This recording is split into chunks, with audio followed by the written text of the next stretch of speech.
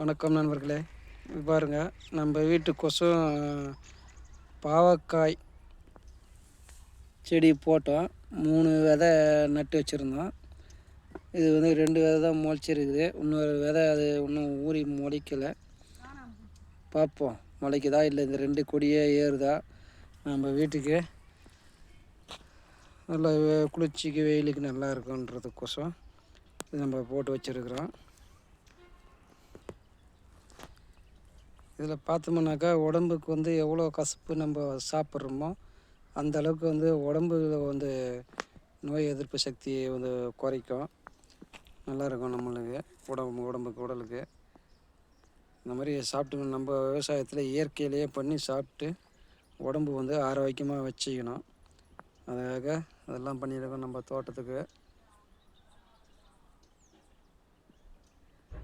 நம்ம அதிகமாக விற்கலைன்னா கூட பரவாயில்ல, வீட்டுக்கு வரைக்கும் நம்ம போட்டு நம்ம வீட்டு சாப்பிட்ற, நம்ம கடையில் போய் வாங்கிறதுக்கு இல்லாமல் இது வரைக்கும் நம்ம ரெடி பண்ணிக்கணும்னா ஒவ்வொன்றும் ஒவ்வொரு காய் ஒரு நாளைக்கு நம்ம வந்து ரெடி பண்ணிக்கணும்னாக்கா நம்மளுக்கு தேவையான அளவுக்கு குழம்புக்கு வந்து சரியாக போடும்.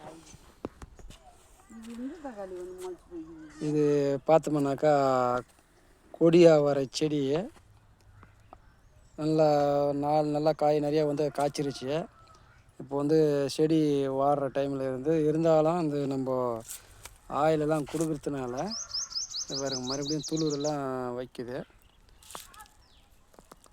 மறுபடியும் வந்து அப்படியே விடுறதா இதை நிமித்தி விடலான்னு பார்த்துன்னு இருக்கிறோம். நம்ம வீட்டுக்கு டெய்லி 2 நாளைக்கு ஒரு முறை இது ஒரு அவரைக்காய், ஒரு நாளைக்கு கத்திரிக்காய், ஒரு நாளைக்கு அதாவது ஒரு காய் பெருக்குங்காய், பாவக்காய், அதாவது ஒரு நாளைக்கு ஒவ்வொன்று கீரைங்க செஞ்சுக்கிட்டோம்னா நம்மளுக்கு நல்லா இருக்குது. இதுதான் செடி. இது ஒரு பந்தல் போட்டு வச்சுருந்தோம், வீழ்ந்து போச்சு மழையில். பாருங்கள், தக்காளி இதில் காய்ச்ச அவரைக்காய் தான் எந்த அளவுக்கு இருக்குதுன்னு பாருங்கள். நல்லா இருக்குது. எல்லாம் முத்தின காய் செடி எல்லாம் வீழ்ந்துருக்கு. அவரை அதை முளைச்சிருக்கு பாருங்கள் செடி. இதுக்கு வந்து பந்தல் போடணும். ஒரு 3 செடி முளைச்சிருக்குது. காய்ப்பு வந்து நல்லா காய் நல்ல ரகம், டேஸ்ட்டு நல்லா இருக்குது. நம்ம இதுமாதிரி வீட்டுக்கு எல்லாத்தையும் செஞ்சினோம்னாக்கா போதுமானது. செடியும் நல்லா இருக்குது, காயும் நல்லா இருக்குது. சப்ஸ்கிரைப் பண்ணுங்கள், ஷேர் பண்ணுங்கள். நன்றி மக்களே.